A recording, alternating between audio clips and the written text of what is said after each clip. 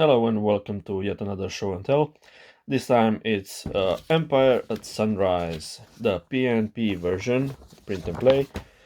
Empire at Sunrise, designed by John Gorkowski. The game is from Hollandspiele or Hollandspiele, one of my favorite game companies.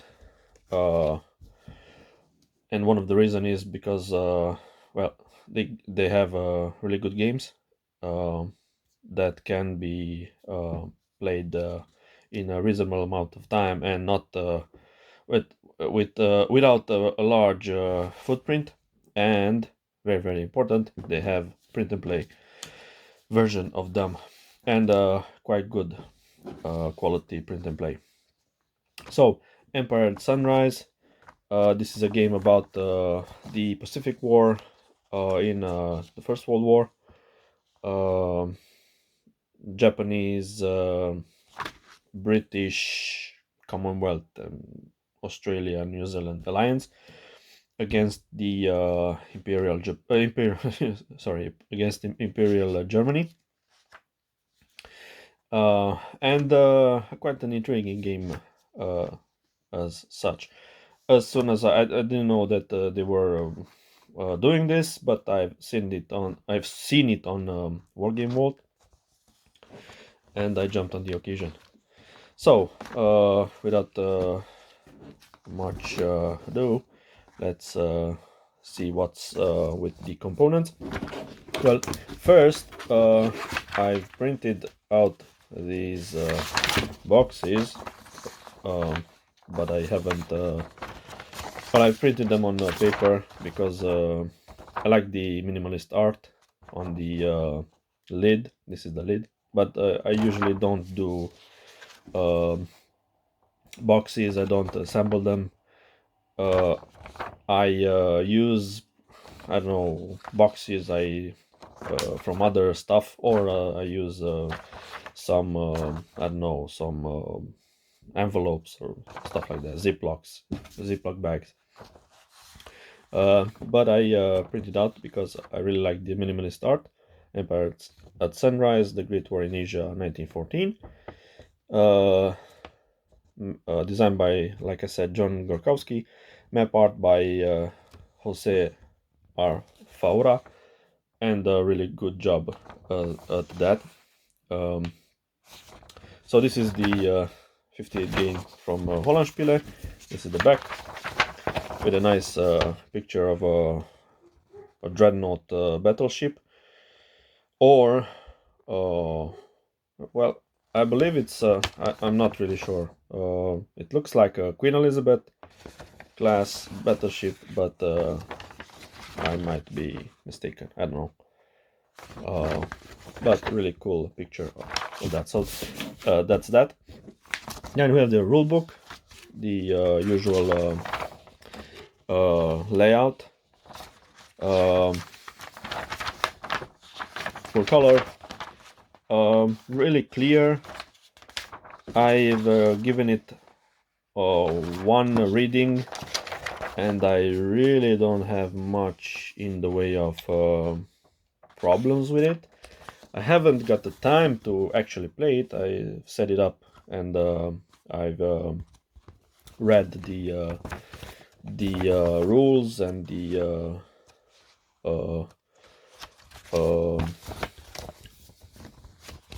victory conditions, because they're very important. At first, I haven't got a clue as to what to do in the subsequent turns when I get the time, but then I reread the victory conditions, and I did a little research about the war, and stuff is coming together. So I'm looking forward to playing this because it really has some potential. So the rulebook, the rules are 11 pages. Then we have some really nice stuff. Well, not my PnP stuff, because it looks like an evaluation copy, but that's the good part about PnP. If you don't like the first result, you can do it again, or you can use better quality materials and stuff like that. But as I'm gonna play this game mainly unopposed, so solitary, in a solitary manner, I don't really have issues with what I did. Of course, it's not perfect. Nothing is. Nothing that I do is, but I can live with that. So we have two maps actually. Actually, there are three maps, because this is the nice part. This game takes place in on three nested maps. So we have a huge one, but the littlest one is the Pacific chart. So it's actually a chart, but some sort of a board map, because we have units. We have German units in D4 and D6, and British units in F11, if I recall correctly, and in different zones.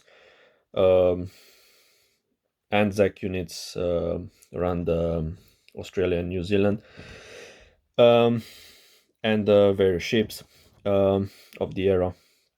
So we have the Pacific chart, which is playable.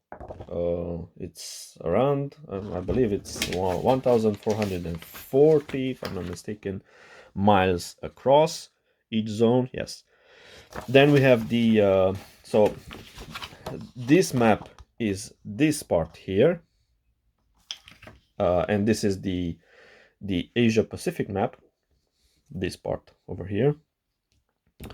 And on this, the hexes are 240 miles across, and then this hex over here, which is Tsingtao, good beer, around there.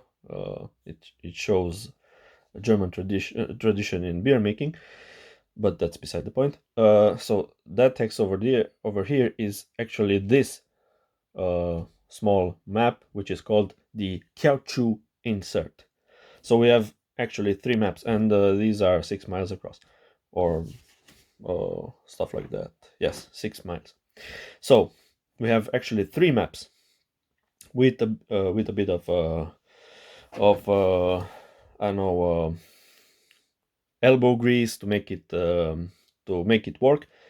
But they actually well, of course, I haven't actually played it, but in theory they seem to work, and I'm anxious to see exactly how well they behave in this fashion, because in this configuration you can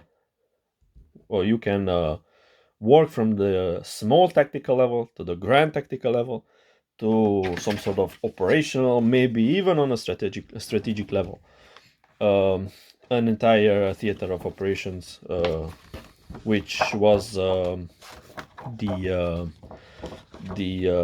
Pacific one in World War One. Theater which is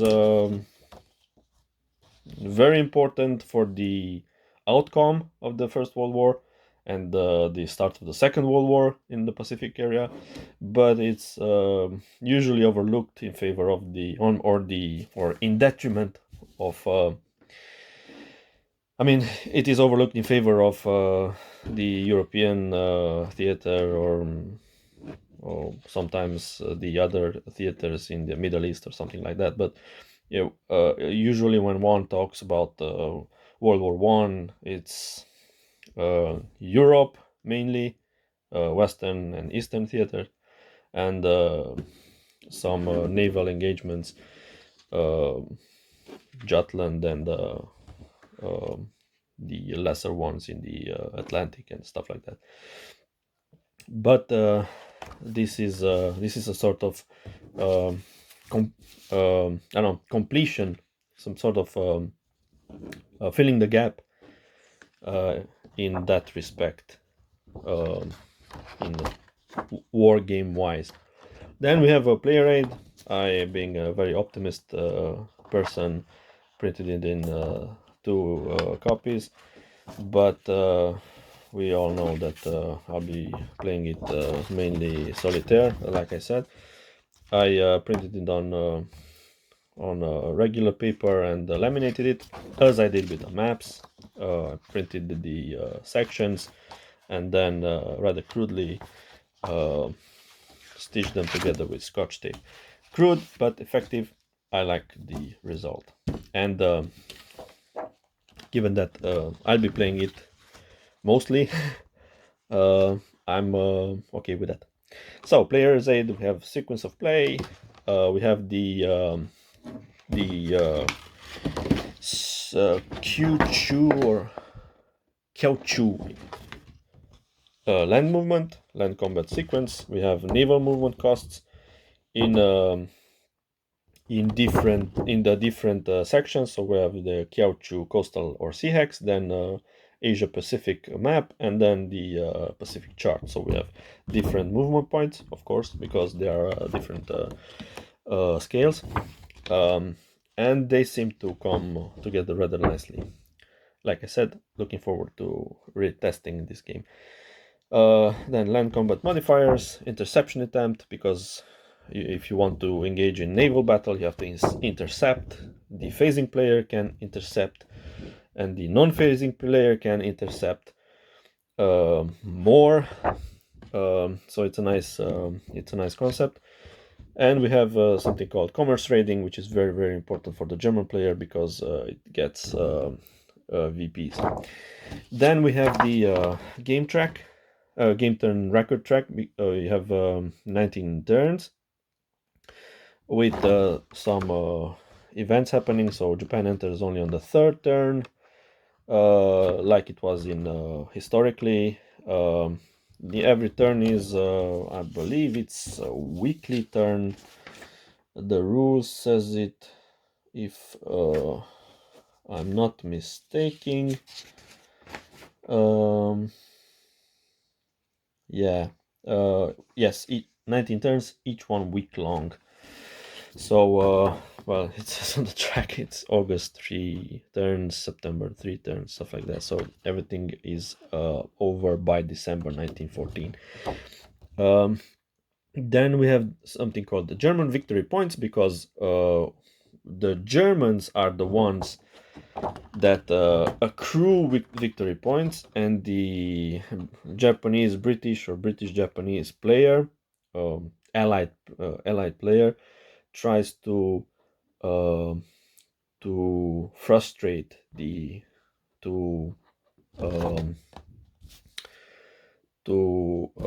how is it called? I have such a lapsus here. We have to reduce. So the other player tries to reduce the points of the German player, and the victory condition is that the German score it has to be reduced to less than 0 in order for the Allied player to win. Otherwise, the German wins.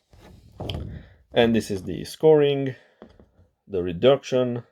So you have to take Tsingtao, you have to take Neupommern, you have to take Samoa or Samoa. These are all the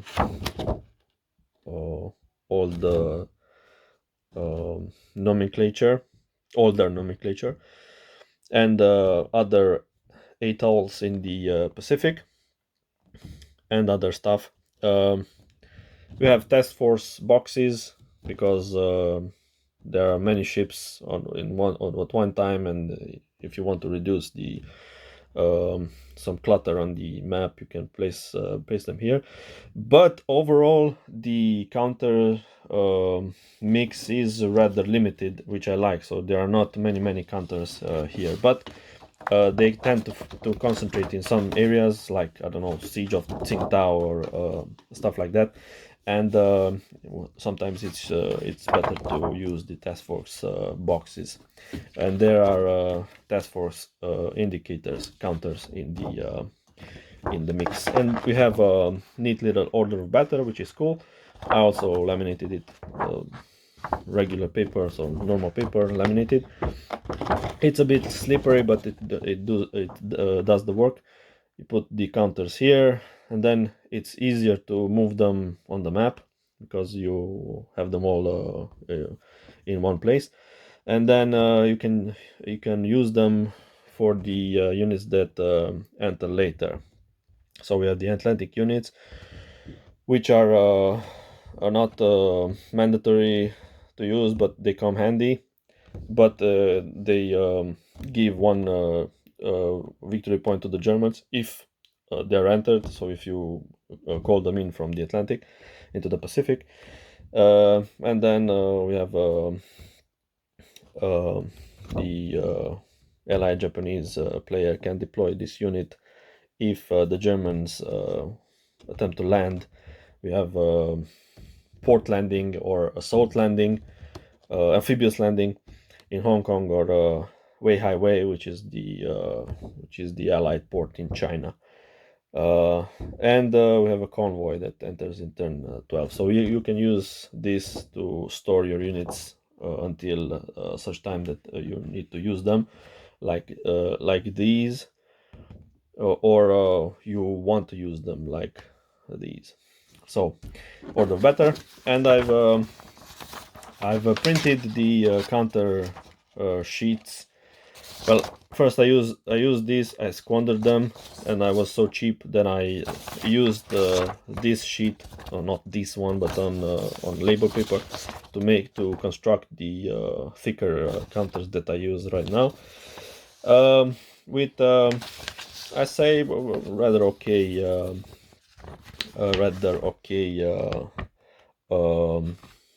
the result. There are really nice counters. Well, the names of the ship could have been a little bit bigger.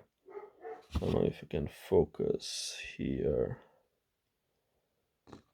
Yeah, not so much. Let's see. Ooh, yeah. So I have, these are German counters: Nürnberg, Scharnhorst, Emden, Cormoran, Leipzig. We have the British counters are red and blue, Invincible, Kent. We have the Japanese ones are white. You can see Kitsushima and Sitz and Tone, Mog, Kongo, Chitose, Ibuki, Yakumo, and so on. We have some Australian units: Melbourne, Australia, Sydney, and the New Zealand units, and Montcalm. And we have a Russian unit we have here, which is the Zemchug. Then I don't know, I hope I'm not dizzying you, but we have infantry units, then artillery units, siege artillery, or naval artillery. We have the German naval artillery, 280 millimeters, 240, 88. Then we have some police units in Neupommern and Samoa, victory points. We have, so these are front and back. So front and reverse. Like I said, not many. We have task force markers, battle markers, entrenchment. You can entrench troops, Japanese task force or British. These are interchangeable. You see one on the side, on the other. These are interchangeable because you are, if you play those, you are actually an alliance player. And these are the, let's say, the nice fish and tackle box. These really come handy. These are the counters. Well, I've clipped them, but you can see they're not I don't know, factory quality, because some are bigger, a little bit bigger, some are a bit smaller, but they are very serviceable from my point of view. And let's see closer. I printed the counters on label paper and stuck it on a chipboard. 2 millimeter thick. You can see the text could have been a little bigger, but it's okay. So we have you see, this is the Australian unit, I believe, and an infantry unit, and this is the New Zealand unit. All the others, the red ones, are British, and we have the Russian unit, Zemchug, which is really interesting because not long before that, Japan and Russia fought a war and were bitter enemies, but à la guerre comme à la guerre. Japanese units, Akitsushima, two sides. These markings are used to differentiate between the sides, and also they are important for stacking purposes. German units, let's see, nice and now on the reverse, nice and now on the full side. So, and we have something called half move and full move, because there are some rules regarding movement. There are different type of hexes or spaces, and there are some artifacts regarding movement which are dealt with this type of situational marker. Game turn with stormy weather or clear weather, because weather is taken account. And different types of so we have three lines, 2 lines, and if you're further reduced, we have 1 lines. So yeah, it's an interesting game. Really looking forward to testing it out properly, but as far as I can tell, this really piqued my interest. I jumped on it because it was Hollandspiele, and because of the theme. I'm interested in that period, the naval warfare in that period. Not only that period, but I recently took an interest in that also, and my interest was further entertained, or further I don't know, sustained by the nice components and the interesting mechanics. The 3 nested maps, the different interactions. So yeah, I hope I didn't I don't know, I didn't bore you with my ramblings. Interesting game. Looking forward to playing it. I think I said it at least 5 times in this video. But yeah, it looks really interesting. So thank you for watching, and until next time, goodbye.